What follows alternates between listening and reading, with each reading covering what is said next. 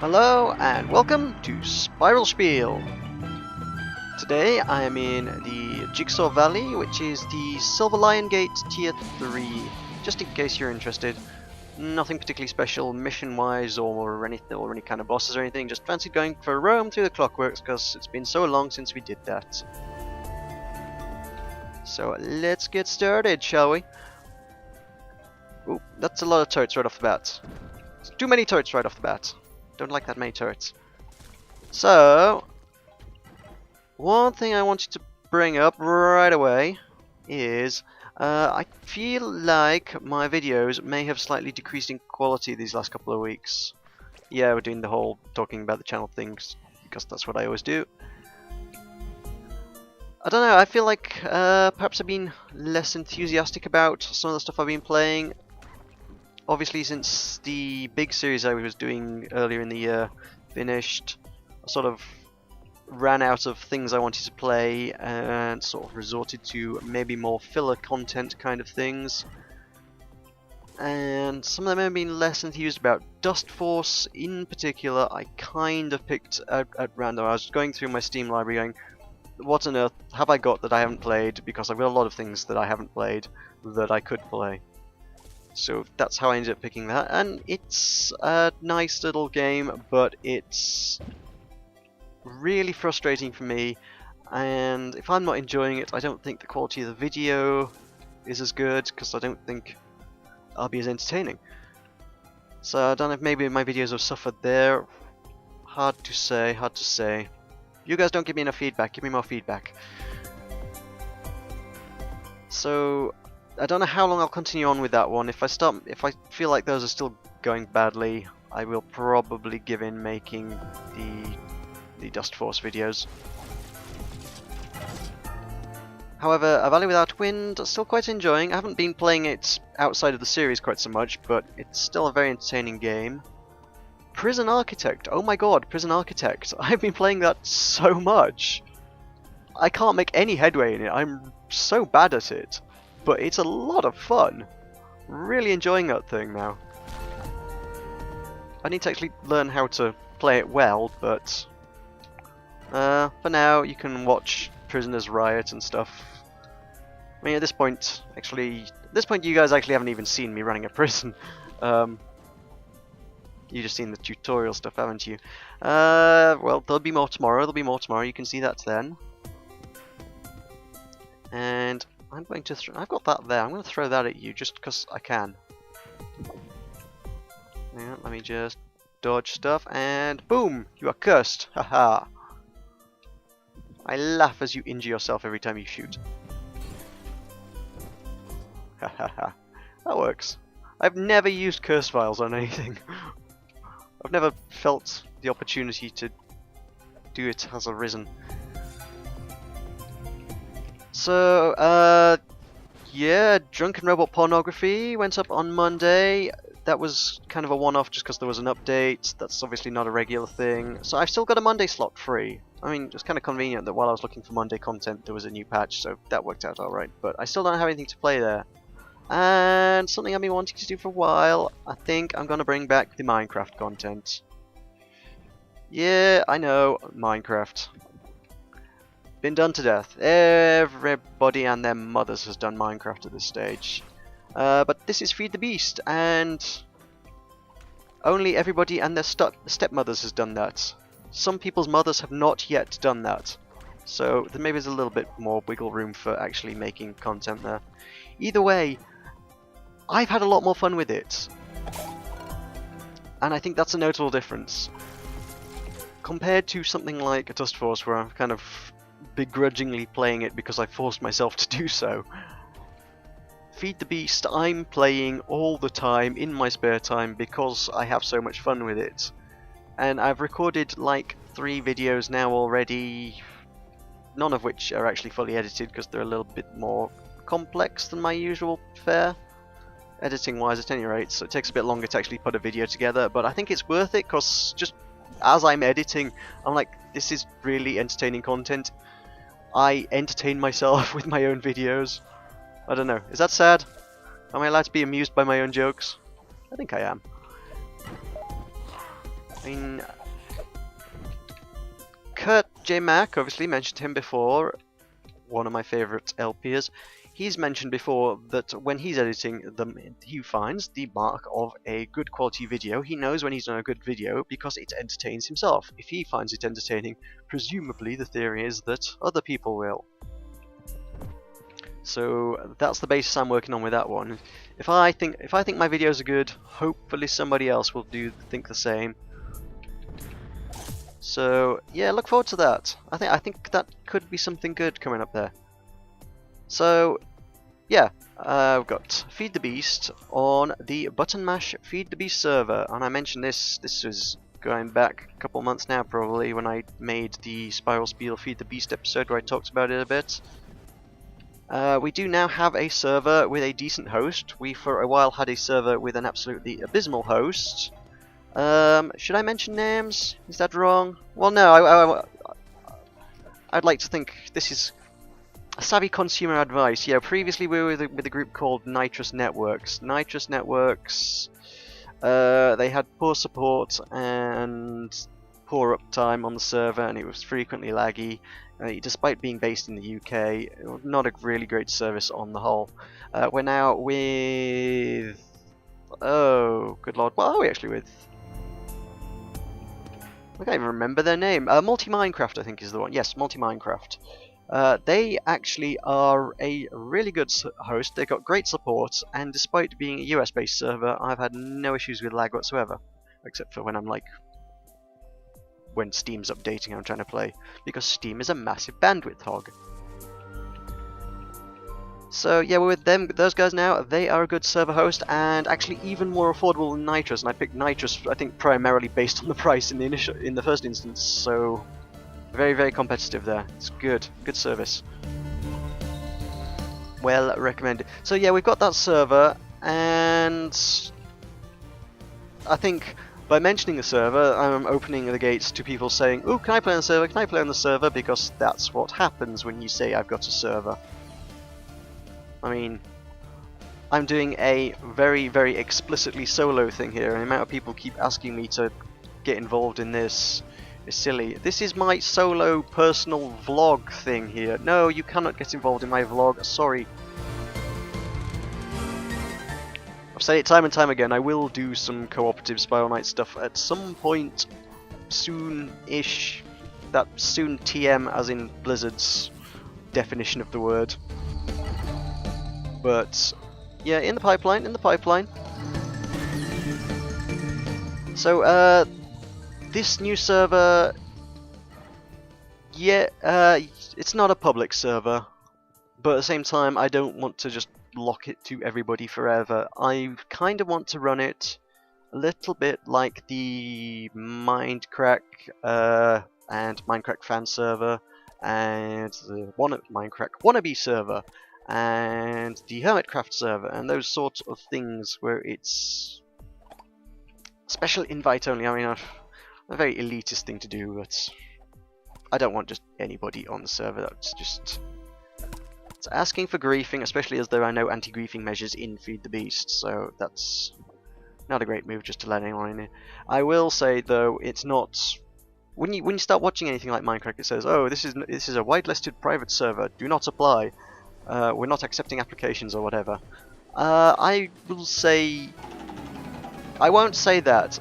I will say, if you fancy applying, give me a shot, but again, would like to do it the Mindcrack way of predominantly LPer sort of population.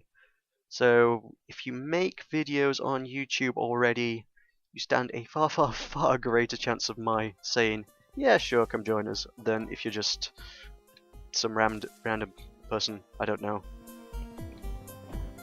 Also, if you know me in real life, that's probably a pretty good chance of getting on the server. That works well. So, right. Yeah, like I say, I have been watching my own videos, which is actually kind of where the main topic comes from today. Main topic is language. Watching back my stuff, one thing that's jumped out at me is I borrow quite a lot of my language, a worrying amount actually. from other people. The things I say, the way I act, it's like I'm just taking that from other people. Obviously, I watch a lot of other LPers on YouTube. I'm these days spending a lot of time on YouTube for obvious reasons. And so the people I kind of watch on a regular basis, I'm sort of picking up their habits and expressions and things. BOO, Generic B, Kurt J. Mac, those are obviously the three big ones really for me. But at the same time, I feel like they do it just as much as anyone else actually. It's kind of a weird thing to watch, like, particularly in the case of someone like Kurt J. Mac, where I've been watching him right from the very start before he got involved in playing with other people, and since then, sort of the way they talk has changed. It's like they've all got sort of their own quirks and expressions and catchphrases, if you will. I mean, BOO, Hell's Blazes, and all that.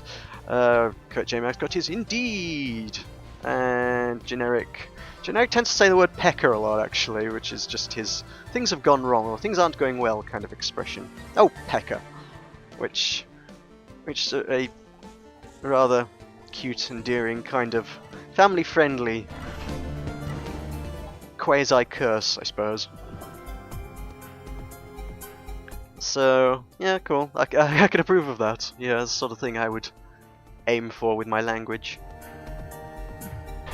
And I feel like there's somewhere I've missed around here, isn't there? Is it this way? Or does this way come back? No, there's stuff here, this is cool. So yeah, watching them, suddenly you'll find Generic will start using the expression Hell's Blazes. Kurt started saying Hell's Blazes a lot, and a lot of the other people on the Minecraft server started saying things like Indeed a lot as well. So it's interesting just to see how people's language changes based on those around them, I think. I don't know, is it just me? I think that's interesting. It's something... Ow! Okay, I need that pill. I need to get out of here and take that one pill I have. Oop. Bing! It's... you surely realise this. You've probably seen this amongst yourselves, your friends, what have you, out there in meat space. I know, I've got expressions that I've said and other people have borrowed from me, and I know full well I've borrowed other people's expressions. One thing I know I used to say, I don't say anymore, is sort of, instead of see you later, when leaving groups or going somewhere, I was like, oh, I'll catch you around. Just instead of bye or see you later, I'll catch you around. And at some point, other people started saying that to me, and it was kind of this weird moment where it's like, hang on, that's the thing I say. Why are you saying it? And I think I stopped saying it probably for that reason. I don't know. One thing I have started saying a lot lately is, what's the haps? I couldn't possibly tell you where I picked that one up from. I didn't come up with that one by myself, surely. Picked that up from somewhere. And I had a few people go, what on earth? What's the haps? What kind of expression is that? I mean, I work in an office populated by people older than myself. I'm the youngest person in the office by a good 10 years at the least. Yeah, barring myself, the youngest person there is 35. So, sort of middle-aged veering into grumpy old man territory. Honestly, the guy opposite me is the grumpiest old man you've ever met. I mean, he's absolutely miserable old bastard, and apologies for language. A lot of people say, oh, that sounds awful, how can you be around such a miserable person all the time? And it's like, well, it's not that. He's not actually bad. He's such a miserable old man that he's almost like a caricature of a miserable old man. If you're going to write a sitcom and have some really grumpy 60-year-old man as part of the cast, this man is the guy you would write as the character. He is a caricature. He's so exaggerated as a person. It's quite funny to have around just on that basis. and I happened to use the expression "what's the haps" in front of him earlier today. Oh my god, his face! It's like, what on earth did you just say to me? There's some customer had rung up with a query, and he'd kind of picked up the job from me because it was a bit more technical, I guess. And she rang up like half an hour later, just chasing up the query. And I was like, she's rung back. What's the haps with this? And he was like, what's the haps? What's the hap? That's not, you can't say that. I was like, can and do. It's like, is this some sort of youth expression? I was like, nope, that's not that I'm aware of. I think it's just a me expression. He's got this strange obsession with youths and their bizarre behaviour compared to what he would consider to be normal people, I suppose. Which is to say, people who are not youths. Which is, yeah, very stereotypical old man. Yeah, I get that a lot in the office, actually.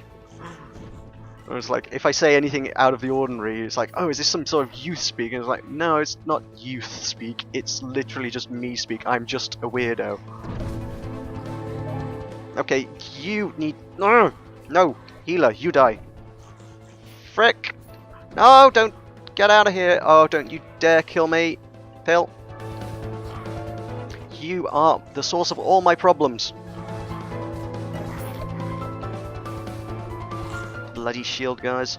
I'll have the pill as well, because I'll probably want it before I'm done here. And you. Bingo. Are we done? We're done. Whew. Okay. Cool. So yeah, what's the haps? What's the haps, guys? What's the haps? I really like that expression. Maybe I should adopt that as like my intro to my videos. I might start doing that. We'll see. It's like, what's the haps, guys? Welcome to whatever show I'm doing at the moment. That could work. That'd be cool. Maybe. Yeah. Woo! Health capsule. That will come in handy, no doubt. So there is a song by a band called Mike TV that you probably haven't heard of because they're not a notable band. I think they are licensed now. I don't think they were when I first heard them. They were formerly known as Pickle Dick, but changed the name because you can't say that on the radio. I think that's a much better name, and I really wish they hadn't changed it, but oh, what the hey. So yeah, they are a kind of ska punk band from the UK, and they wrote a song called Chameleon, which is predominantly about stealing other people's ideas, which is oddly relevant. And it's kind of like about being a social communist. Oh, you're not interesting, you're a boring person, or, well, it's written from a first-person perspective. It's, I'm a boring person, I'm not interesting. When I talk, people just glaze over. And apparently the cure to this is to steal more interesting people's ideas, become a chameleon. So I don't think it's particularly advocating, it's just more observing the phenomenon. I think perhaps, yeah, it's just a much more common phenomenon than perhaps you might initially realise. Like I say, I think we all do it to a certain extent. And the fact that there's a song about the very topic sort of, well, that just sort of corroborates the theory. That is a very good song as well. I think Mike TV, Stroke Pickle Dick, whatever they call themselves, have a YouTube channel, so there's probably some of their music out there. I will try to find a link to one of their songs, and then I can throw it up as an annotation. So if I manage to find one of those, that should be popping up on the screen right about now. Is there one? Good? There is? Alternatively, if there isn't... Oh, I couldn't find one, sorry. Delete as appropriate. So, well, on the whole, this kind of comes off rather negative, I think. Sort of, oh, stealing other people's ideas, nobody's original, everybody's stealing other people's ideas, nobody's original, and I'm definitely not original, and I don't think it's a bad thing. I mean, I've heard it said before that we live in a remix culture these days, what with the internet and all. I quite like that as an expression, a remix culture. Doesn't mean you do get a lot of terrible stuff, and this is how we end up with such terrible things as memes. I am not a fan of the meme and memetics and all that nonsense. Mostly because it's not remixing, it's flogging a dead horse for the for the most part, really. I think there's a switch behind one of these, isn't there? Yes, yes there is. Now you open. No, you don't open. It's the one behind that. There is. Now you open. You do not open. Is it? How do I get through this door? That's no fair. Oh, it's behind. Is it behind that one? I'll take what's behind door number 3. No, that one. There's a crystal there. Is this the? No. And yes, there we go. Boom. Finally. So yeah, that's the way forward. So we're gonna check the loot route. Like I say, I don't think it's a bad thing. We live in a remix culture, and a lot of people do it. A lot of people have seen a considerable degree of success out of doing it. I mean, I can't think of any of the names offhand, but I know there's a number of sort of American comedians that frequently get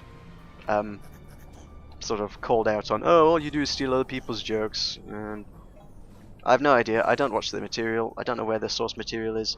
I couldn't judge one way or another. Oh god, I'm going to get smushed if I don't have a pill. Would you kindly come over here so I can deal with you away from the turret? Yeah, a little bit closer. A little bit closer. There we go. Now you die. There was in the Little Wood, also known as Martin, from the Yogscast, formerly not from the Yogscast, now from the Yogscast. He's doing a current Minecraft series with another prominent LPer. I don't think he's predominantly a Minecraft LPer, he's just an LPer. Nerdcubed. I know he's reasonably successful. I don't watch his stuff, I don't know exactly how many subs he has or what kind of... I don't know where he falls on the spectrum of YouTube fame. I know he falls on the spectrum of YouTube fame, which I don't, so, you know, he's doing better than me. It's not hard, though. Ooh, hey! Knockback but no damage. I approve of this. I can get behind knockback but no damage. And hide in here. Oh! Something shooting at me. It's not good. Bink! So yeah, watching one of their Minecraft cooperative, collaborative LPs. So they briefly mentioned referencing things. Someone made some silly quote, which was just, I think, a reference to a film or TV show or something. And mine was saying, "Oh no, it's okay. It's not plagiarism. I'm not stealing other people's material. It's a reference." It's not plagiarism if you reference other people, which is just referencing. And Nerdcubed, I don't know if he has what is his actual name. That can't be his name. He can't be called Nerdcubed, can he? Maybe he is. He said, "Oh yeah. I reference things all the time. I've basically built my career off referencing things. I'm not particularly funny at all. All I do is reference funnier people than me," which is oddly brutally honest, but at the same time, you know, I can see that you're probably not alone on that one. I probably fall into much the same trap. So come to me for your references. I will reference things.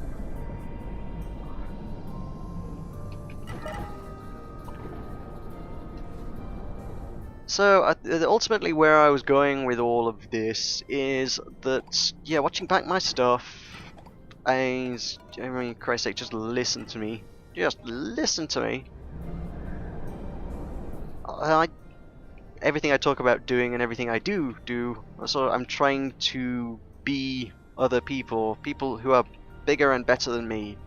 And nobody has said anything yet, but I feel like it's the sort of thing that it's only a matter of time before somebody calls me out on, "Oh, you're totally unoriginal and boring. You're just stealing other people's ideas." and or you're just copying the Mindcrack guys, or trying to copy the Mindcrack guys at any rate. And yeah, maybe a little bit, but I think surely if anyone is worth emulating, it would be Mindcrack stroke Yogcast stroke whoever's done it well. They're worth emulating because they did it well, surely. These people are the best of the best. And if I'm trying to be them, then I suppose I am aspiring to be the best. And there's nothing wrong with trying to be the best. Surely? That's my logic anyway. It's my logic and I'm sticking by it. So yeah, that's that's me pretty much out of material and we're still mid-level, so whoopsie. We're gonna have to just finish this up without talking. We're going to finish this in silence.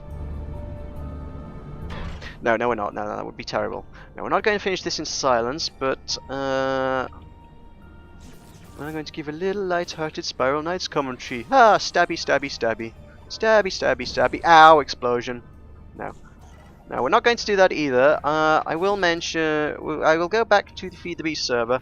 Like I say, I really like the idea of having an LPS server.